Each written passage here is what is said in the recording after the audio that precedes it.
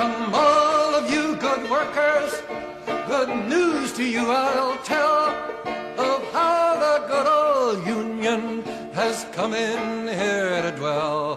Tell me, which side are you on, boys? Which side are you on? Tell me, which side are you on, boys? Which side are you on? Hey everyone, it's an unusual Organising Interviews today because I've got my friend Tia here and she's actually going to be helping us with some InfoSec and OPSEC. She has some expertise in that field and she's going to be sharing that with us rather than talking about a particular organising experience she has or an organisation she works with or her own activism. She's going to be giving you all the hot tips and tricks for your organising. So, howdy. Welcome to the show, I guess. Hi. Yeah. I'm very excited to be on this show, I guess. Why don't you introduce yourself and tell us about your expertise? I'm Tia Richter. I'm a trans lesbian, tradwise, an anarchist philosopher, and a disabled veteran in that order. And I spent almost 8 years as an intel analyst for the United States Navy, so that's pretty chill. Yeah. Pog credentials. Yeah, right. Like an off-brand Chelsea Manning, and basically, to break down what an intel analyst would do is that it was my job to look at somebody who was thought of as a danger, and it doesn't matter if all we have is a picture, a voice print, a name, to go and do everything under my power, like Googling, starting at Googling their name or image searching or whatever, and then all the way to mapping out everyone they've ever known and finding out if they and the people that they know are threats to the Navy, basically. Yeah. Scary. Cool. Nice. Loved that. Cool. So, why don't we dive right into it? What are we trying to avoid, or like, if I could phrase it differently, like, why do we need the InfoSec, OPSEC information that you can provide? So the baseline reason why we generally want InfoSec, why we generally want to do these security options, is because it makes us more secure. There's a direct threat of violence in a lot of activist organizing, especially when, in anti-fascist organizing or when you're doing a strike. There's always a risk of somebody from the outside of the group coming and trying to turn it violent, and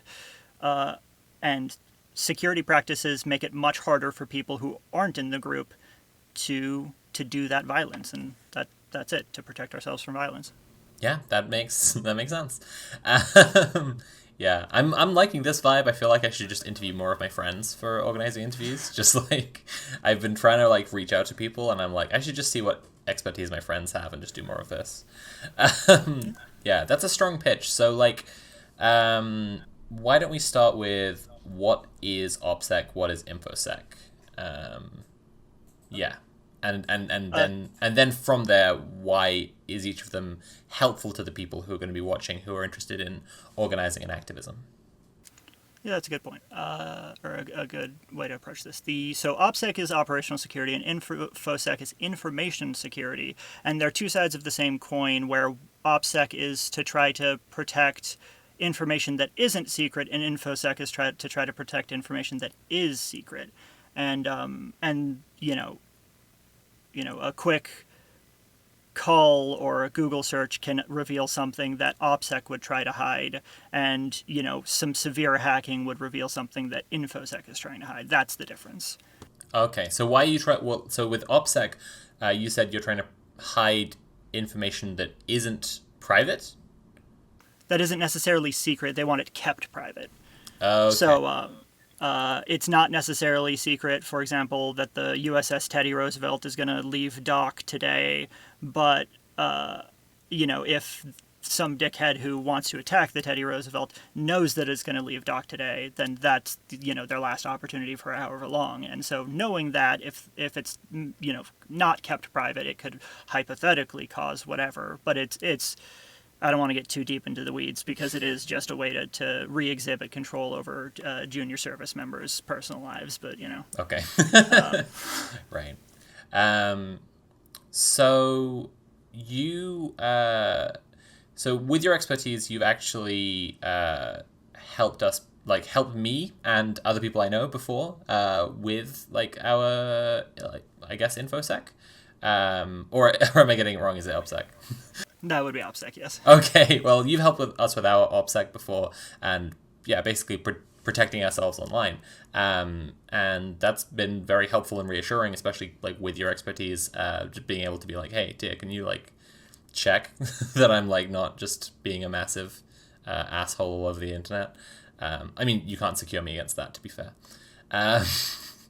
But yeah, so could you walk us through that? Like, what do you do in trying to make sure that someone's kind of protected online and isn't putting themselves in danger?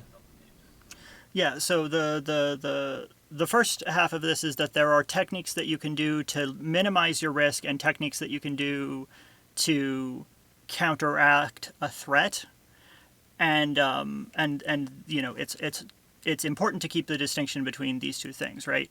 You know, when you're trying to minimize your risk, you'd be doing stuff like not blowing your real human name all over the internet, even on your activist profiles. You'd be wanting to try to minimize even using your real name in public. Try to maybe use a pseudonym or something, or something in that scenario. Use fake birthdays. Use spoof email addresses so that you're not using email addresses between your private and your activist social medias. Things to that effect, as opposed to. Because that would make it easier to search between them based off of more information, you know, however much more information you get. Right, and that one thing, like, that's an important distinction between myself and someone who's watching right now who wants to do more interesting stuff. Because, like, I, as someone with a platform, as someone who, you know, I mean, who does, I guess, some forms of journalism, like, as someone with a platform anyway, like, I do put my name out there, I do put my identity out there, I put my face out there all the time. And that's part of my job. These are the goods. And yes. But that's like, yeah, that's something I do very deliberately, but it means that I'm limited from engaging in organizing activism in the same way, because I'm recognizable, my name is everywhere, you know, stuff like this. And it makes me more of a target, but like, yeah, but that's limiting in that way, but someone who's trying to do stuff would have to take more extreme measures than me, I guess. Yes, they're So what we just talked about is about minimizing your risk as opposed to countering a threat, which is going to be stuff like using an encrypted messenger like Signal, which would be what I suggest. Or if you have to use like listservs and email stuff, use Proton Mail, which is another encrypted one, but for email instead of the other one. Try not to. I saw this as a good rule of thumb. Try not to use biometrics on your phone, because if you get, say, detained by somebody for some reason, they can literally just hold your hand or hold your phone up to your face and get in that way, and things to that effect. A big part of this is that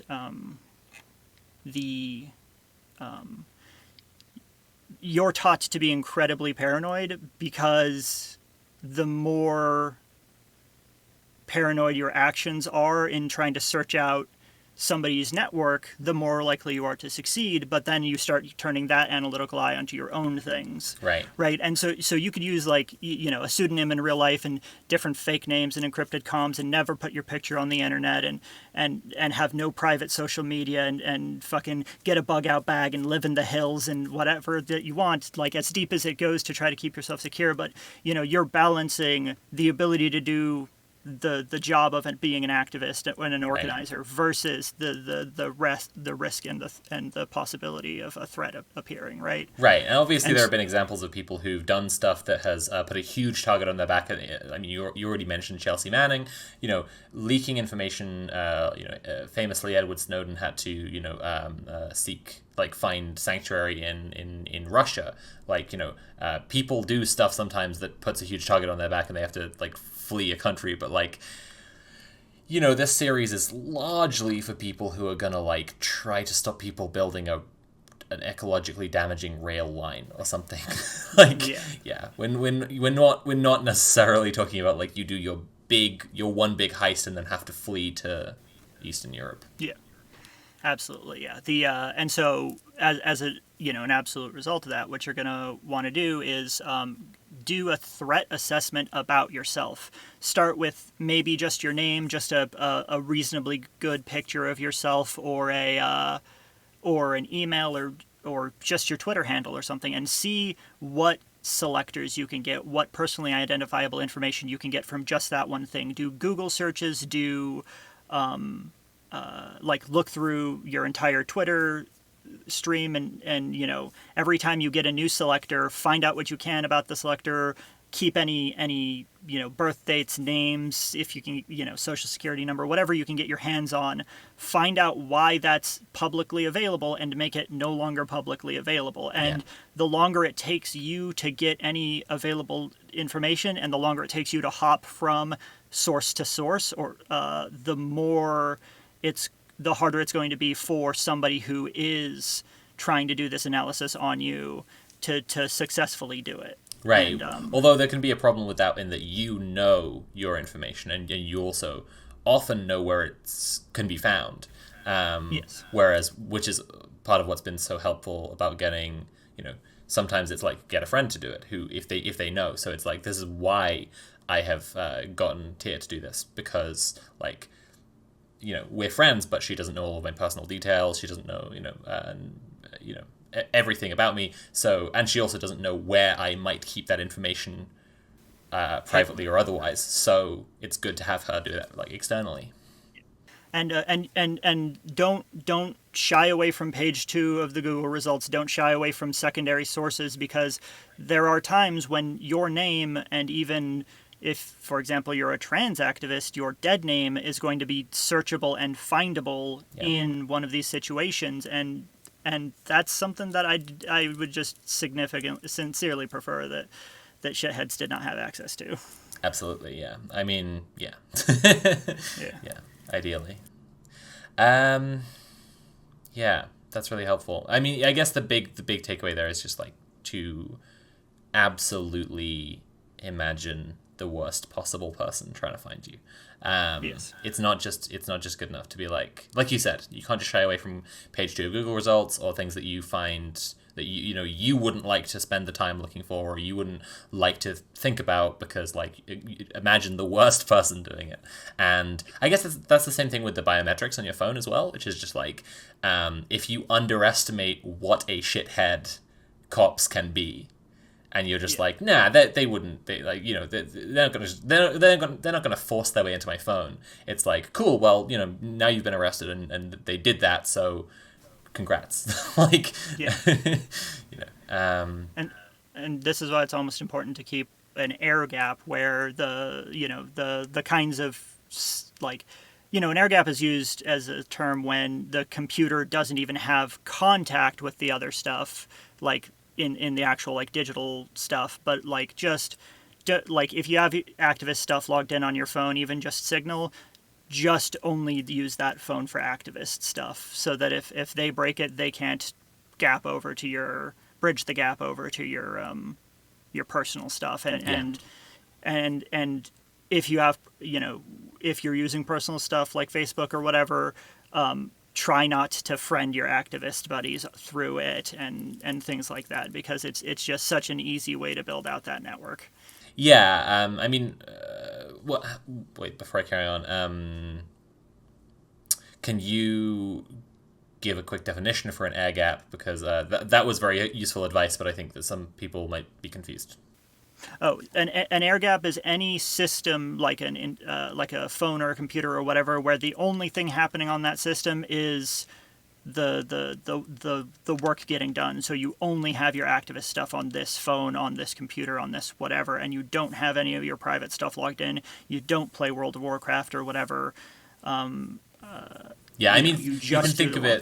You can also think of it like if you had a really strict boss and they're like, they don't let you log into your Twitter or whatever when you're at work, you would effectively have an air gap, right, between your phone even, and your laptop and your work computer, and you got to be that same strict boss for your sensitive stuff that you don't want people to be able to like bridge that between your personal life and that. And actually that's a great way to segue into the next topic, to be quite honest. Yeah, I know you wanted to talk a little about the differences, because obviously your expertise has been with the Navy, and a lot of people's advice you can get to online will be for preppers, or even militia guys, because they're pretty happy to share their stuff a lot of the time. But actually, leftists need some different advice, because shockingly different things are different. And this is something I'm trying to instill when we, talk across the board, like even just like the way we discuss theory and political ideas in social media spaces. Like, actually the left should talk in a different way to the way that fascists meme and troll and stuff, because we are different. But anyway, that's for another time. And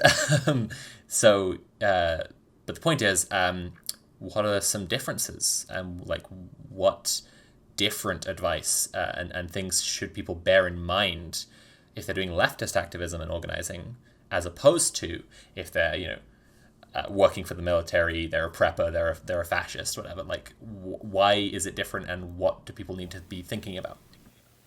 To start from the outside and circle my way in, one of the big differences between leftist organizing and the other types of organizing you've described is that when somebody in charge is allowing something that's shitty to go on, or they're behaving poorly, it behooves them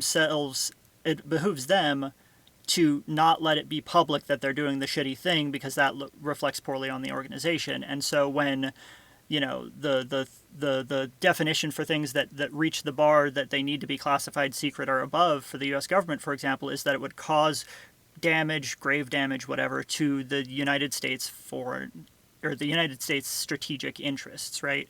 And that's why if you fuck up the security protocols, you're criminally liable, because they have to use violence to keep you from making sure that they can't do violence. But we don't have anything like that as leftists. We aren't, we aren't doing anything that's illegal. We're, dumpster diving on public property to feed the homeless. We're preventing an illegal eviction. We're trying to uphold a treaty from the 1800s that protects the rights of First Nations people, etc. Right?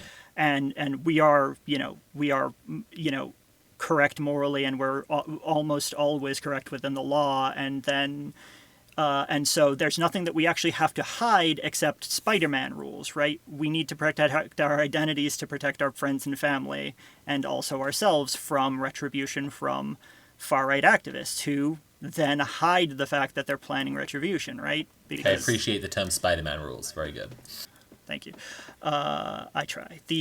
And so the big difference is that we're, a lot of leftists, when they're doing activist stuff, will not do what they need to do to protect themselves, but then they'll also not do what they need to do to protect their comrades, because this is a structural protection. It is something that each of us has to be accountable to ourselves and to our groups about. Right. But accountability is about checking and rechecking and triple checking your own behavior to make sure that you're living up to these rules. Right. And then giving people the reminders they need that they should be doing these checks for themselves and living up to them for themselves, and not necessarily cornering somebody because they were taking a photo of this cool thing they're participating in. Right. Yeah. I mean, that's an interesting thing. There are a couple of things to touch on there. One is you were just saying earlier, don't friend your activist buddies on Facebook, but it's the flip side of that is if you are doing some kind of activism with people you're just already friends with, or you get involved with some activism and then you get involved with some kind of activism where identities are protected for various reasons, and you find out that some friends of yours are also involved. It happens.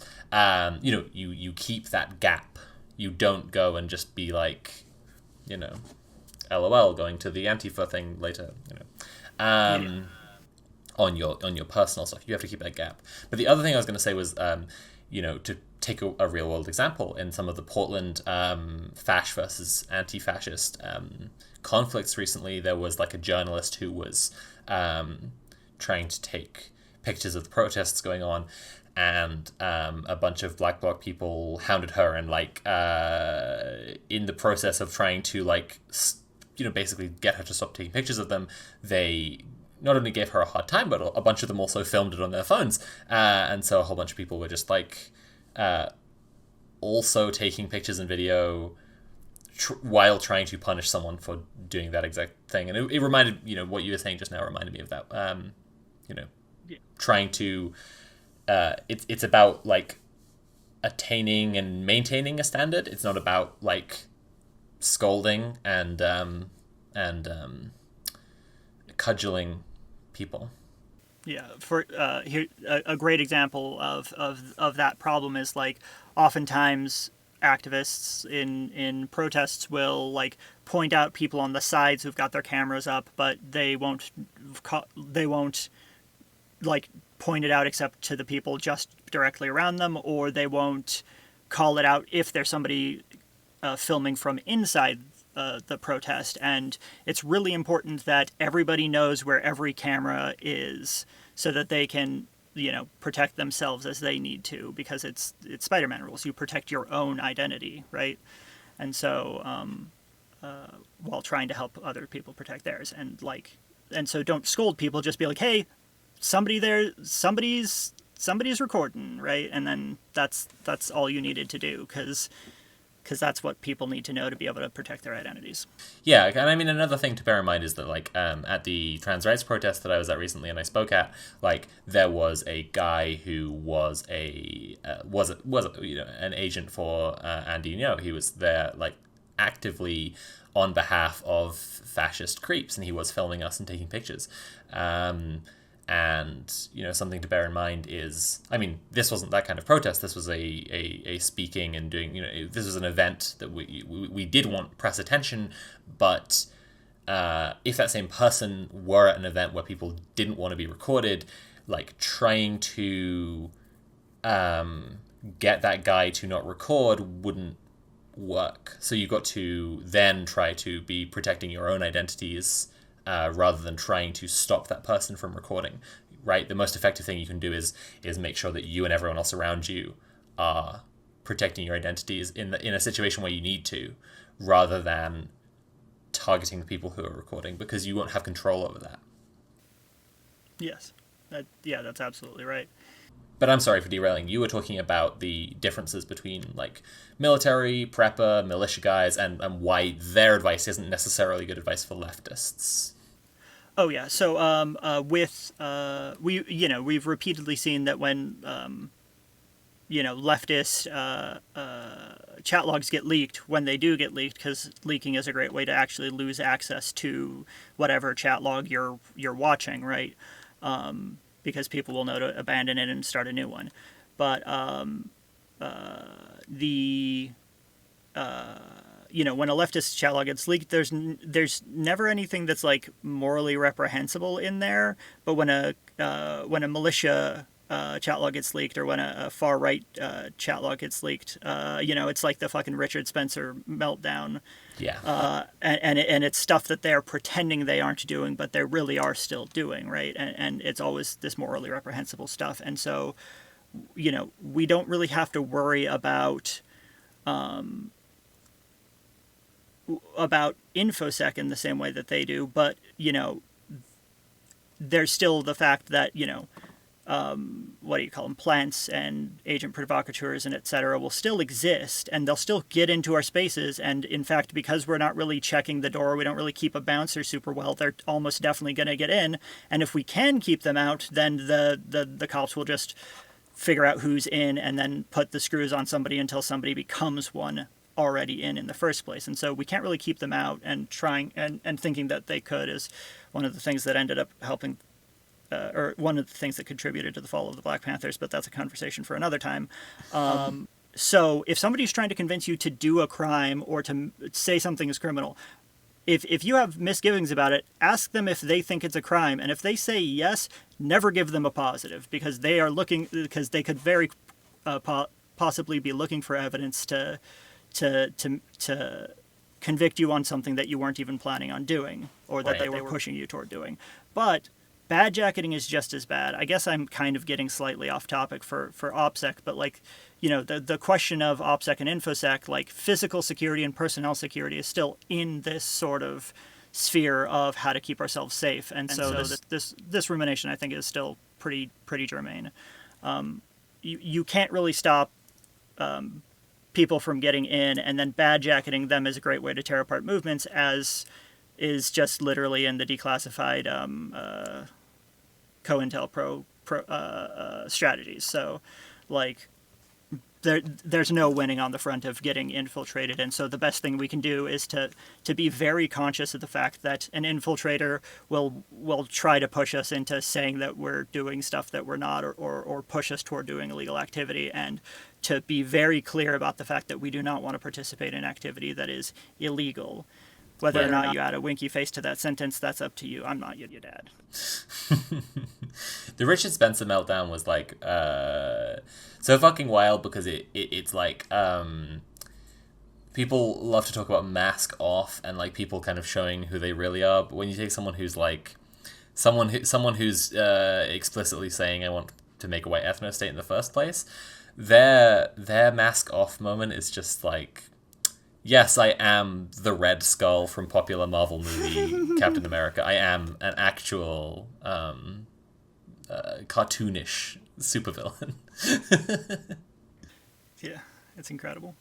Oh, you were saying about cop infiltration. I mean, here in the UK, there was a climate activist just won a case against, I think, the Met Police for like a police officer pretending to be an activist for several years. I think they got married. At least they were in a long-term relationship. They did have a child together, and like that was just allowed because it was considered a like their movement was considered enough of a danger to the state. But then also like in the same round of stuff, they've shown that like, I don't know. I'm trying to remember what it was, but I'll just say clown college, because it was just something utterly unthreatening and ridiculous that was also considered by the same operating body to be like a threat to the state, that they would want to have people like infiltrating, and it's just like I don't know. I'm just moaning more than anything. Yeah, I mean, that's the exact point with like personnel security, and the fact that we can't really avoid infiltrators is because when I say if somebody's trying to push you into saying that you're okay with doing a crime, don't give them an affirmative in any way. I mean anyone. I mean your dad is gung ho, and then it turns out he's been an undercover operative for 30 plus years. Like he raised you so that he could put you in jail. Yeah, I am saying to like. That you have to operate on a double blind. You're looking to make sure that even if the activity you're engaged with is unlawful, which I think is an American distinction. I don't know if England has this distinction, but I'm kind of speaking to my knowledge as an American. If you're doing something illegal, the cops can come and pick you up. If you're doing something unlawful, the city council or the state will have to pass a law to make it illegal. It's just simply outside of the law. They haven't bothered to make it illegal yet. And so it's not wrong in any, if it's not wrong morally and it's not wrong ethically and it's not against the law, but the cops don't like it, it's unlawful. Gotcha. Yeah, I don't know if we have that distinction. I should probably check. But I'm not going to bother right now because I'm lazy. It's also a fictive distinction, since the cops can arrest you merely for resisting arrest, which becomes an immediate catch-22. Yeah, one of the definitely most chilling things that I've ever seen in terms of learning about the cops was the guy who used to be a cop who said that like the training told them to use the phrase "stop resisting" instead of anything they wanted to yell at people who were physically resisting. So instead of slurs, instead of insults, instead of just anything that they, just like say that in your head and say out of your mouth, stop resisting instead. ACAB. Anyway, so I'm I'm just contributing my like gripes about the world to this Yes, interview. even your undercover cop dad. Including your dad who raised you so that you could go to jail for eco-terrorism, which he encouraged you to do. You know what? Especially him. Fuck that guy. I'm contributing mostly gripes because you have the expertise and I have the gripes. So different things are different. What else do we need to know? That's one of the largest cores. Is like we, you know, the other reason why we don't have the same ability to levy these kind of OPSEC, like that we have to use accountability as the tool for making our security happen instead of some other method is because, you know, the reason that I didn't bring my cell phone into work today, or not today, any day, is because I got out 2 years ago. The reason I didn't bring my cell phone into work any day is not because I didn't want to be the schmuck who got their hacked phone used as a tool and sent to and whatever, have that on my neck. It's because if that did happen, not even if that did happen, if I got caught bringing my phone in and nothing bad happened, I'd still be in a massive amount of trouble. I'd have this large structural force like able to give me real consequences. And so when you know, when a militia or a far right organization, when they want to maintain secrecy, they can pretty easily like use the structural violence that they glorify and that they're willing to employ to keep people clammed up, even if the people would be like, I actually am morally opposed to this, but I don't want to lose my place in the organization. Like, we don't have anything like that. We don't do that with our organizations. So and so like focusing on accountability and how to like when you're coming into a situation and you're doing these sort of like checks and teaching yourself how to do these checks as you go along, creating the sort of, you know, analyst in your head that does all of these checks for you when you're going places, you end up creating this sort of scenario where you're constantly on edge about all of these things, and you just have to make sure that you're doing what you should be doing, and you're telling people what they need to know, and that you're not trying to create this sort of like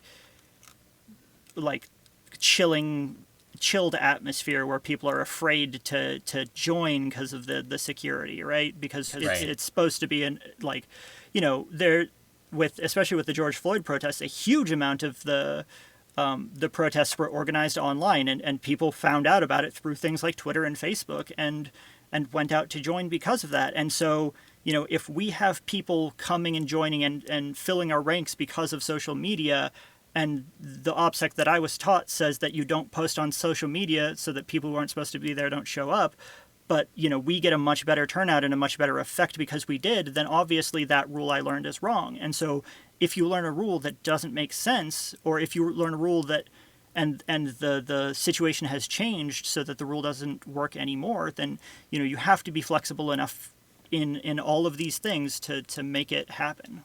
Yeah. Eviction resistance in the UK really just involves like waiting around with half a dozen people so that like yes, like so that if the bailiffs do show up, we just tell them like, no, that's not happening, go away, and then they do go away. But in the US, where armed police are the ones who do evictions, and hopefully we'll have another organizing interviews to cover this in more depth, you know, it's a lot more of a radical, and I mean you're coming to face with the law directly there, right? So that's a place where you would be much more interested in having good OPSEC. Go by where you're at to make sure that you're not actually violating criminal statutes, and be very specious in your, you know, unwillingness to violate criminal statutes. If you're in any, you know, in any place public, in any place whatever, like the, you know, the fact of the matter is that some things that are morally acceptable, like striking, have historically been made illegal or are illegal, depending on what's going on, right? And in fact, many types of strikes are illegal. Solidarity strikes are not technically allowed in the United States, for example. And so striking as a solidarity strike, the cops could come in and bust your knees in and arrest you for doing an illegal strike. And probably they'd get you on resisting arrest, since it would be very hard to actually get a jury to go against you for striking. Right. And or they just hold you for 72 hours and then let you go, after not giving you food or drink for that amount of whatever. All cops are bastards. Absolutely. As you were saying before, like, the whole point of this is to prevent violence being done against you and the people you're working with. But so there are different kinds of... Sorry, you go on. Yeah, so in this case with the eviction resistance thing, we're already in the middle of the pandemic, so everybody should be masked up, and you should already be wearing, comfortable, fitting clothes without with as few logos on them as possible, because, why are you wearing your nice clothes to the eviction resistance? You're not trying to impress anybody here. And also, if you sweat into your clothes with logos on them, they'll just start to get grosser after a time, and you don't want that. You want your nice clothes to whatever. So just wear nice, good breathing or insulative, depending on your season, black clothing with as few logos as possible, and that's going to help you anonymize yourself in the crowd around you, both in the crowd and out of the crowd, and if everybody's doing that, then it's much harder to single any individual out. And everybody's already wearing masks because of the pandemic. Well, the masks also cover the bottom half of your face. If everybody could also wear sunglasses, that would be great. And then I'd pull out my Unabomber sunglasses here in a second, but I seem to have misplaced them. So. Oh no, that would have been such a perfect ending to the line. There are going to be some times when, like, far-right groups are the ones who want to do violence against the people who you and the people who you're organizing with, because you're providing food to the homeless for free, and fascists can't abide basic human decency. And then there are other examples where the violence that you're at risk from is from the police, either because the police are the ones who are used to break up the kind of thing you're doing, or actually because what you're doing is a crime and you want to protect people's identities and not have them arrested for a crime.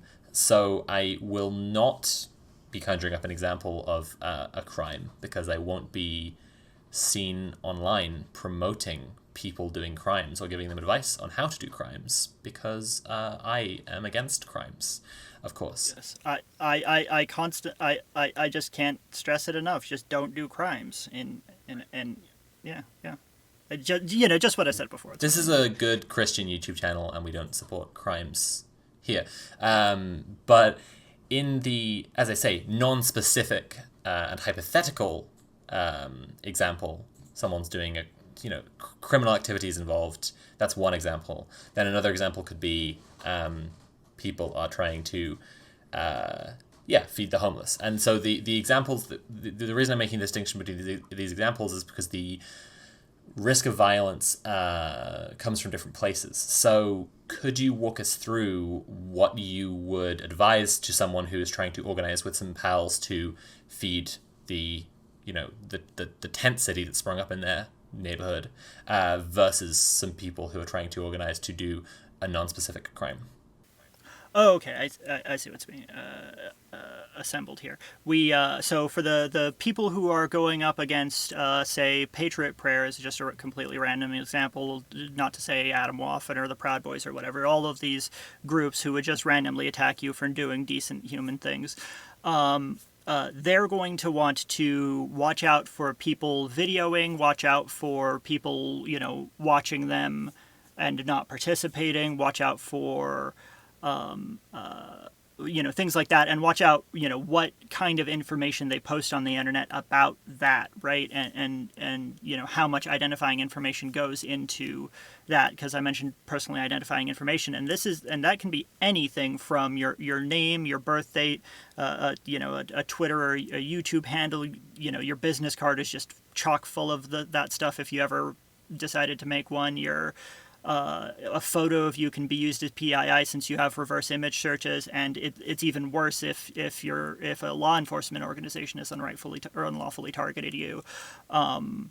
because they have legal access to using these kind of stuff, these Yeah. kind of resources that just doesn't even come up in the, when you sue the police department for doing violence against you.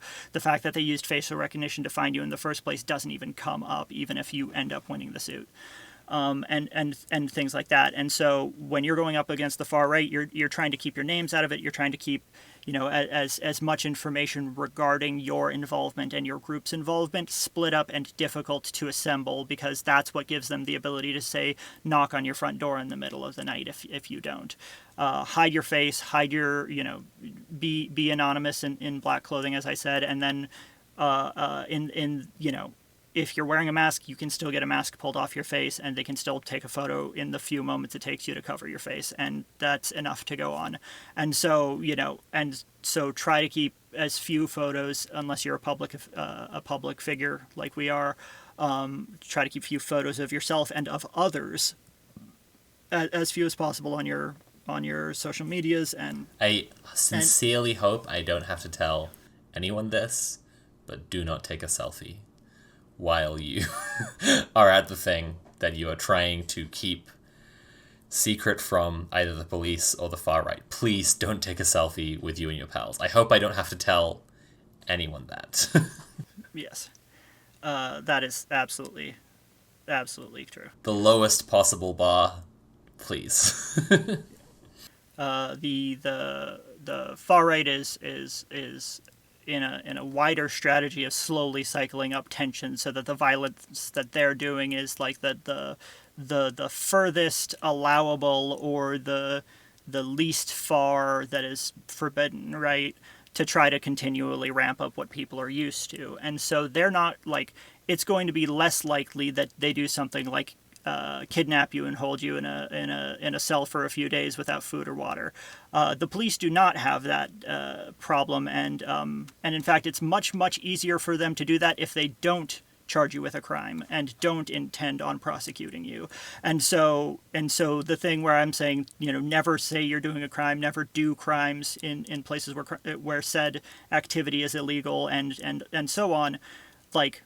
But the police can still come and still arrest you and still do violence to you if you try to not be arrested for any reason, and play around preventing you access to a lawyer or to legal representatives of any kind. And so, a huge part of resisting that kind of violence is the same thing, but is more serious. Like, make sure that, like, if you think that the police are there to do violence, don't just put a mask on and then like do blocking on your face so that the upper half of your face can't be used for facial recognition. And if you have longer hair, or you want to help provide cover for people with longer hair, put on a hood with a nondescript black hoodie, so weather permitting, so that it's harder for people to identify based off of the haircut itself, and just on and on. You can identify any way that an individual can be identified is a way that you can be identified by somebody who's looking to do you harm. And so, your gait, if you can identify what your gait looks like, you can identify what you need to do to change your gait. And you can make it specifically to your nondescript black sneakers is the only shoes you wear when you change your gait, or you can just, always try to think about how you're walking, because, your walk cycle can be distinct. I know mine's pretty fucking distinct. Sorry for the language. It's fine. This isn't. I was joking about it being a good Christian channel. Don't worry. I mean, we do have Jesus on the call, so. Oh yeah. Well, he's on all my calls. Yeah. Yeah, that's true. He's kind of a bro. He's actually the only one in this show who does endorse crimes. Only Jesus does, and neither of us do. Yeah. It's kind of a radical position from him, but I don't know.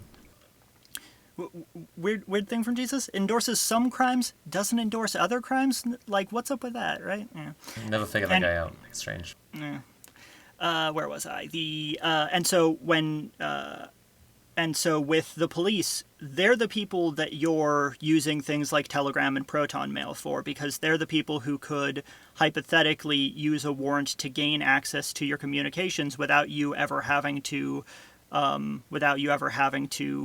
get like submit anything to them without them ever having to Exactly. enter your home or anything like that. This is why And, when we talked about air gaps earlier, it's like this is the worst case scenario you're imagining is someone who's looking through your stuff and can has a warrant to look at this person who is you legally under the law's stuff, and they can connect all of your profiles to all of this, but you have a gap, so it's not necessarily yours. And to be clear, when you say warrant, most people, dip into the propaganda that we've all been brought up in and think, Yes. oh, that's a really serious thing. They've got to really think that you're doing crimes to get a warrant. But the line for a warrant is a reasonable, articulable suspicion, and that is such a goddamn low bar. Like, it's nothing. And so, like, you don't have to be doing a crime, and all they have to think is that they'll get evidence of somebody doing a crime from surveilling or seizing your information. And so, To expand on that point just a little bit, like this is just if people didn't keep up with that remark about propaganda, like you're watching the show and McNulty is like, I need a warrant so I can bring this bad guy to justice so he stops giving drugs to children, and the judge is like, I'm not sure, and you have to wait. Now I'll give you a warrant, but you have to wait until I give you the warrant. In reality, it's more like, hey judge, I shot this guy and I need a reason why I was in his house, and so can you give me a reason why I was in his house? Okay, yeah, well, I the door was open and I thought I smelled him smoking crack or something. It's the flimsiest fucking shit. Like, yeah. I think it was the Breonna Taylor case. They got the approval of the judge to do a no-knock raid on the wrong house. The judge okayed the wrong house, and so it's just like, nobody is watching The Watchmen at this point. That's the answer to your question, the one that starts with a Q. Okay, I want to ask one more question before we you plug anything and we head off. But if someone's watching this and they're like, this is great, I already picked out the cause that I want to get involved with, and I've got some pals who are on the line and ready to go, but we're not discussing anything that we would want to keep contained on our Facebook Messenger or whatever, but they're ready to go. But what are the most common mistakes that they're going to make just day one, absolute, like, amateur hour stuff? Like, what's the most common stuff that everyone gets wrong when they start? The big problem that I see is that people become, like, fixated on individual strategy problems and then kind of try to make it everybody's problem. And so this goes back into that problem, or that incident where the Antifa people who showed up to the secondary location go and harass that lady, and everybody's got their phones out watching them harass that lady. I really should have put that on mute. Everybody's got their phones out watching them harass that lady, and this isn't like, this is, missing the forest for a tree kind of vibe, and that's such a huge point, is that security and this, risk assessment is about the gestalt, and making sure that all of these, like, tiny little facets are all accounted for, and not just the big, like, flashy thing that you have associated with it. Yeah, I mean, this is following the spirit of the law, not the letter of the law. You're trying to make sure everything is secure. You're not trying to definitely follow this and this and this and this, and like, you see a tiny violation of this and you're like, you're thinking about security in a proactive sense, right, rather than just following the exact things written down. Although, of course, I do advise people to follow the exact letter of the law written down, the actual laws, because, again, Yes. anti-crime position on this show. Yes. Do not do anything that is illegal in the current jurisdiction you're in. And do not imply that you're going to do anything illegal in the current jurisdiction you're in. Yeah, I think that's a great thing for people to bear in mind, as they're, at least if they take nothing else away, that's the thing. Like, don't just think that one thing is the single most important thing, and don't try to follow them as, like, such rigid rules. Use your critical thinking. Like, actually think hard about, like, what you're doing, right? yeah, the worst case scenario is that you're going to have to do a little teaching session with somebody who doesn't really get why, and then they'll either get why afterwards, or they will continue messing up, and you'll continue guiding them and reminding them and etc. And eventually they'll be good, or they'll stop coming, because a lot of people who aren't serious just don't persist in the movement. So yeah, I mean, if yeah, truly, that might be the worst case scenario. Like, you just exclude someone if their thing is particularly egregious and you think they're putting people in danger. Like, that's the worst case scenario. You just exclude that person. Okay, well, I think that's covered everything really nicely, and I hope people find this really helpful. Is there anything you want to plug before we head off? I have a delicious YouTube channel. You certainly do. It's one of my favorite ones. Yes. It's Pamphleteer, and I have a Twitter attached to it at pamphlet_teer. But on the channel, and what the large majority of my opus is because I was in the military when I had my anarchist awakening, I ended up like having some weird insights that a lot of people just completely don't understand about hierarchical organizations that like really pushed me toward anarchism. And so I try to talk about things like why the actual structure of organizations causes them to be violent to the people within them, and other such difficult to explain concepts. Yeah, except they're actually very simple. They're really cool, and I really love Tear's videos, and you should all go check them out. They're genuinely some of the best videos on this terrible website. Yes, that's true. So, link will be in the description. Tear, the off-brand Chelsea Manning, at least until we until we orchestrate the cancelling of Chelsea Manning, and then you can be the on-brand Chelsea Manning. Thank you very much, and bye for now, everybody. Bye.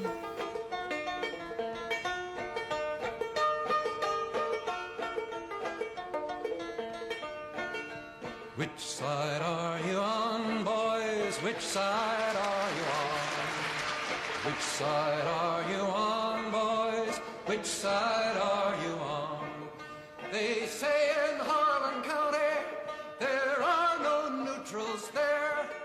You'll either be a Union man or a thug for J.H. Blair.